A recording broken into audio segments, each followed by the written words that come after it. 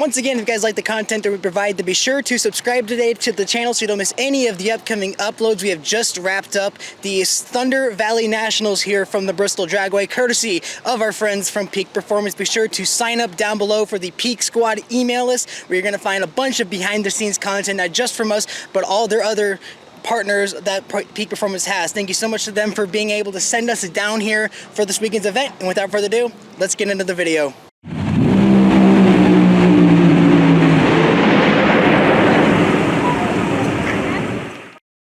Elimination day for the Thunder Valley Nationals at the Bristol Dragway brought challenging track conditions for teams and tuners alike, as the high altitude, intense humidity, and tricky conditions made it no small feat for any team to go down the racetrack on Sunday afternoon.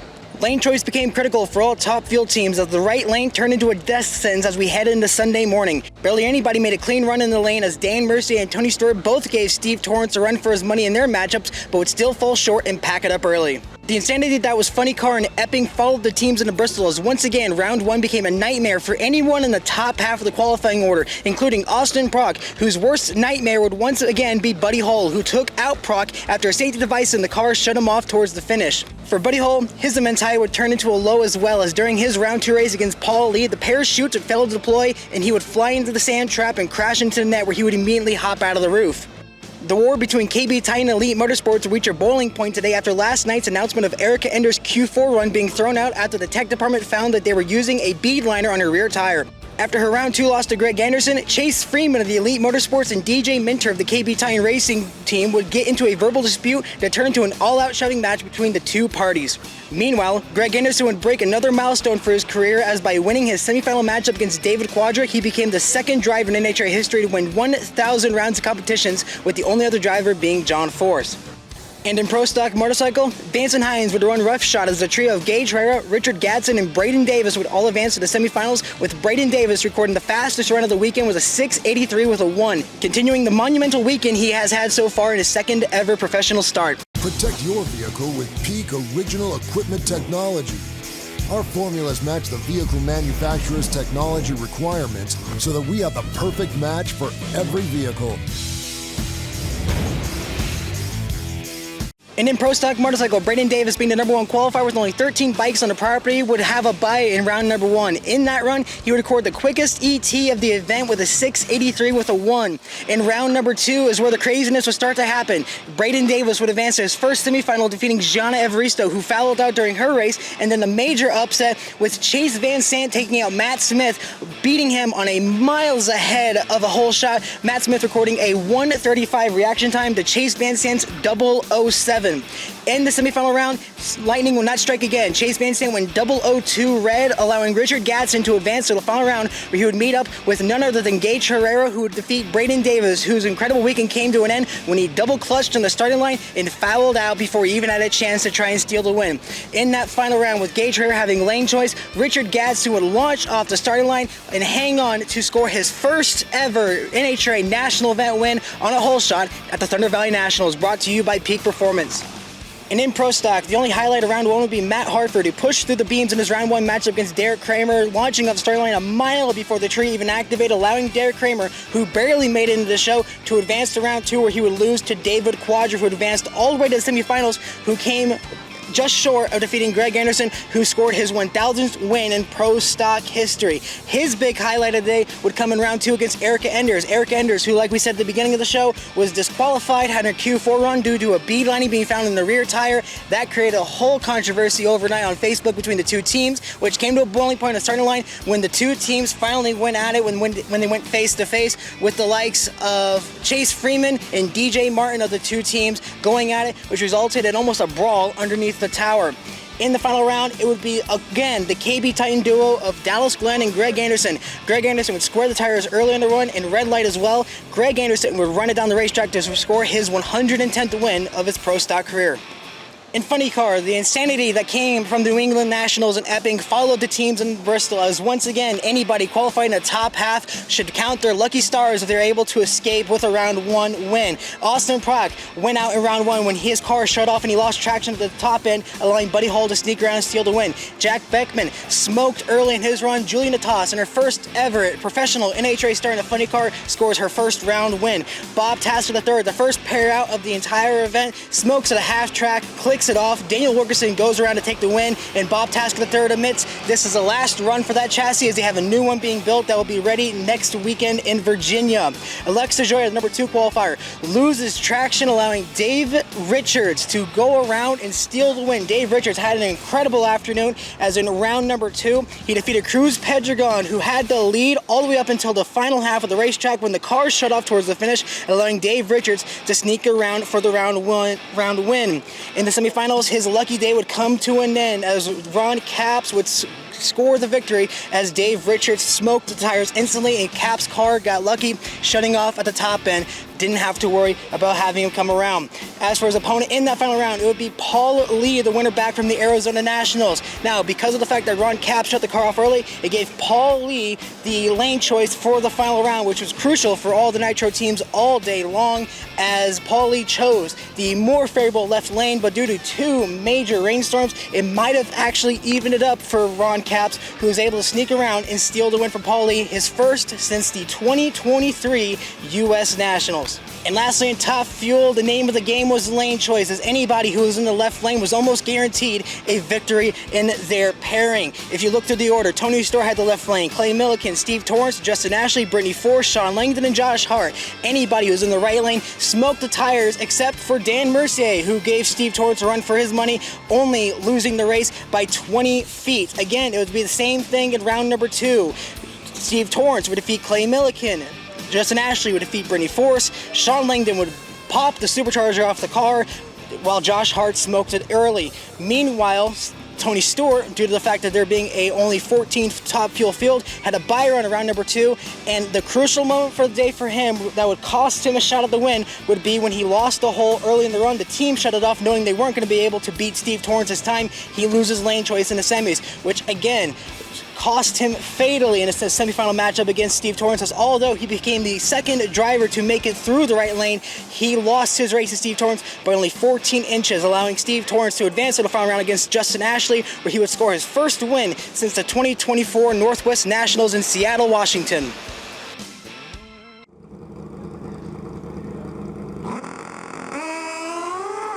Gadson is out on Herrera. He's out on Herrera by 18 thousandths of a second. He's tracking toward the center line. Gadson got him. 688.4, 196 miles an hour. Richard Gadson, his first national event win on a hole shot. How great is that? Richard, back at Gainesville, I talked to you about this exact moment, and you told me you didn't know how you were going to react when that first win came. When you crossed that 13:20 mark and you saw that win light in your lane, take me through what was going through your mind and the reaction you had when you realized the wait is finally over. You finally have won a Wally. While I was slowing down, I just kept saying, I can't believe my light was on. Like, to be honest with you, I kind of wasted one. In Charlotte, I didn't know how the win light situation worked. So when I went through the finish line in Charlotte, my light came on. So I had a big inward reaction then to learn that Matt's blinking light is the one that wins. So when I turned off the track and Matt was screaming, I'm like, oh, you got to be kidding me. So this time I just kind of like wanted to make sure the win light was mine. I know it's only 2 wide, but I just wanted to make sure it was mine. And then turning off the track, seeing everybody standing there, my main thought was, don't pick up your visor yet and don't cry. You know, I've never been a very emotional outwardly. I am a very emotional guy, but just not outwardly. You know, just trying to soak it all in, just thinking about the fact that I waited so long for this, and what it means to everybody. You know, what it means to my mom right now. I can't wait to call her. I called my girl already. I called Alexis. I just can't wait to call my mom and my uncle. You know, my uncle literally, my father passed away when I was 6 years old, and he promised at the funeral that he would make sure that I stayed on the bikes and stayed racing. I remember it clear as day. I remember him saying it. So, and he did that. It's got me here. So I owe this thanks to all of those people, to be honest.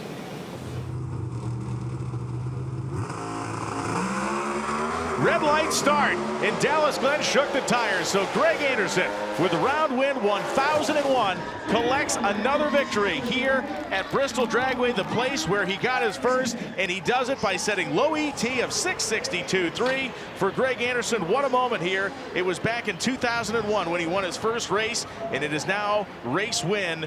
In his 183rd final, he gets it done. Greg, I mean, these milestones you have are incredible. 110th win in your career, 1,000 round wins. To take it a step further, your 100th win came at the U.S. Nationals of all places just a couple of years ago. And for the 110th win to come at the same track where it all started back in the 2000s, just having those moments run through your head of those major milestones at such major events for you, what does that mean to you? Well, it's huge, and that's what it's all about. That's what makes it so special. That's what just...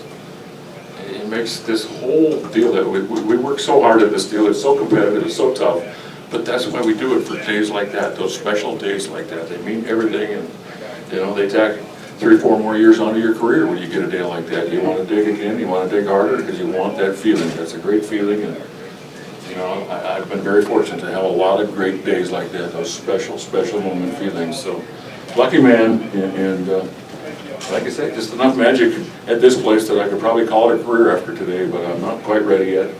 And I'm sure there's a girl in the back that's going to tell me when I am ready, and please do, honey. But I don't think I'm ready yet today. I tell the world I don't know how much longer I'll race, but I'm going to race until I can't win anymore. And I'll know when that day is, or if I don't know, please give me the hook. Okay, I will. Pull me off the stage and get me out of there. So, but right now it's great. It's as good as any time I've raced in my entire career. So it's just, I'm having a ball.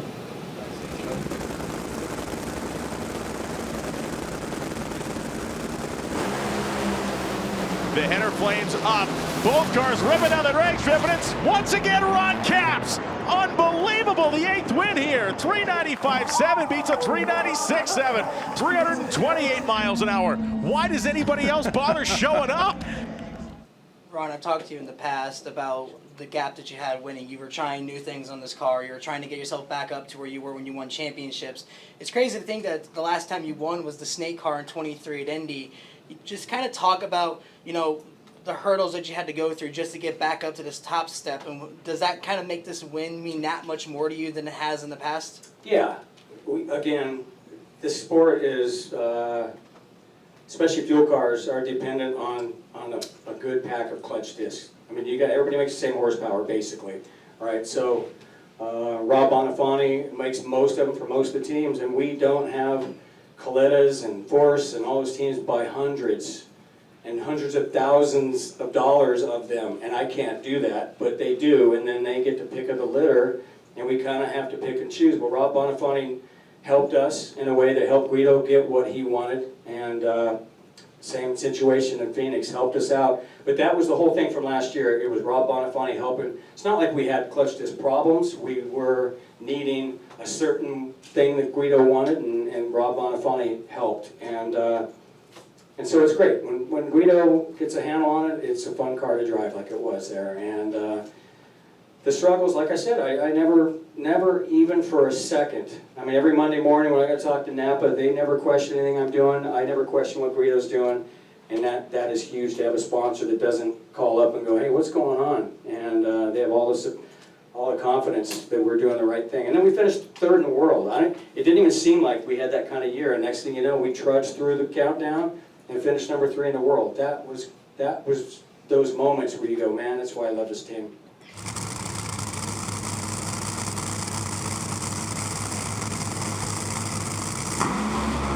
Justin Ashley smokes the tires. Steve has problems. Ashley was too late to get back on it. And Steve Torrence, 4:02.2, 325 miles an hour, in the presence of his young daughter, has captured his first win of the season.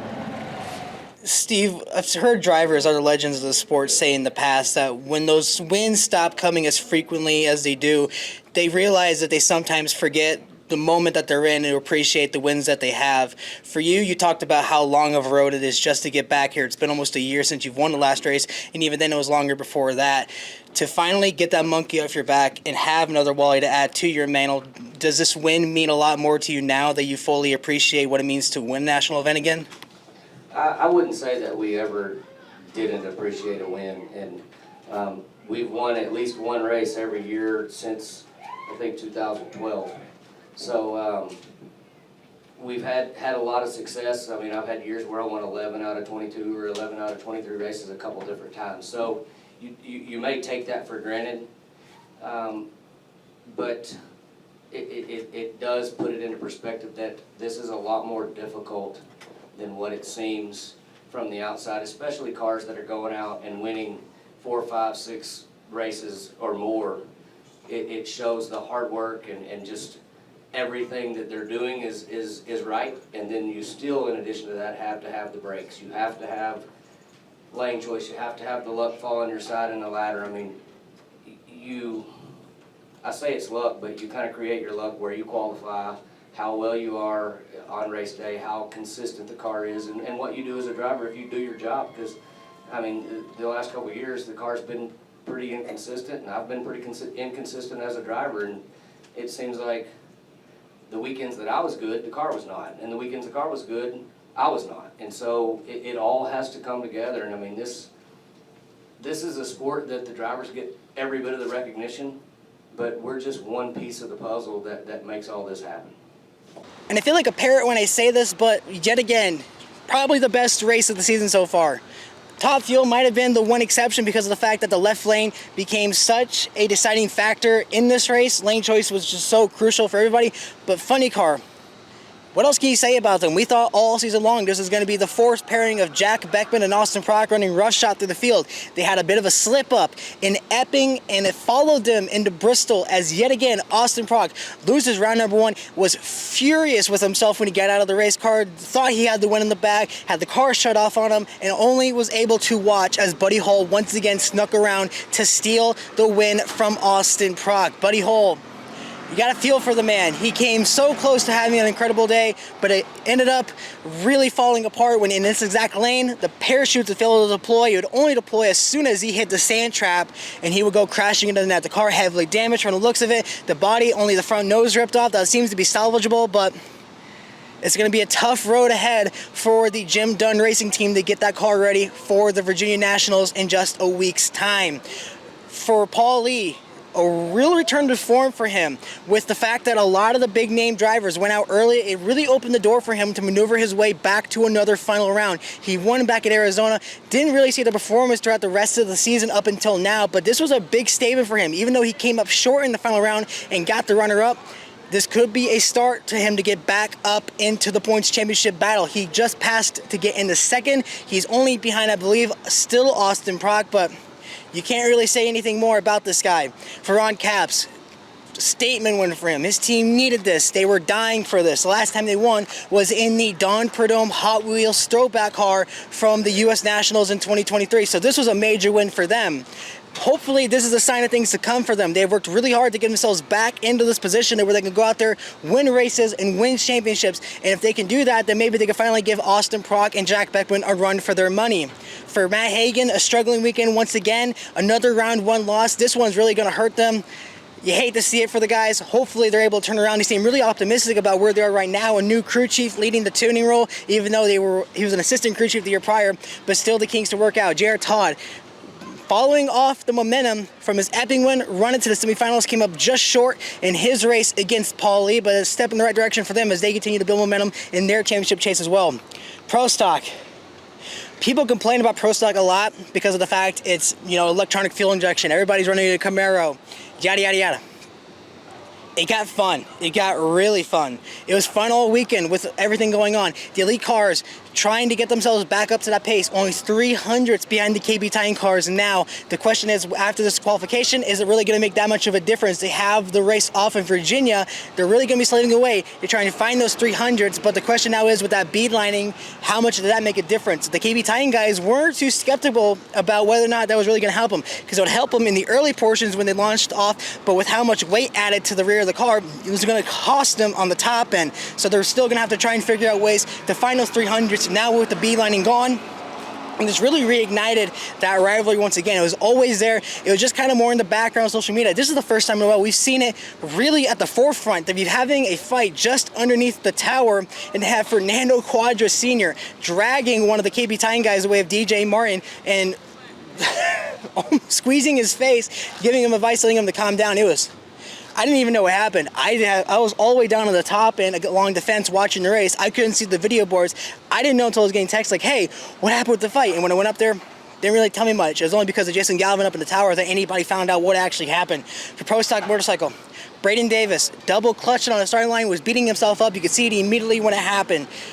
I really hope this is not the last time we see him on that Vance & Hines rental bike. I hope a sponsor, if any sponsor is watching this, if you want to get on a race car, get behind Braden Davis, get him back on that bike. This was a phenomenal, I want to say debut, not debut for the category because he ran earlier in the season, but an amazing debut on that bike, and he's really proven himself that he has a right to be on that bike. I know it's a rental program, but when you have a performance like he did, to go out there and not just outperform Matt Smith, but outperform Gage Herrera, and to record low ETA of the weekend, to record #1 qualifier, to run it all the way to the semis. And the only reason that he lost that race, in my opinion, is because he didn't have a shot to go all the way down the racetrack. I genuinely believe he was going to beat Gage Herrera.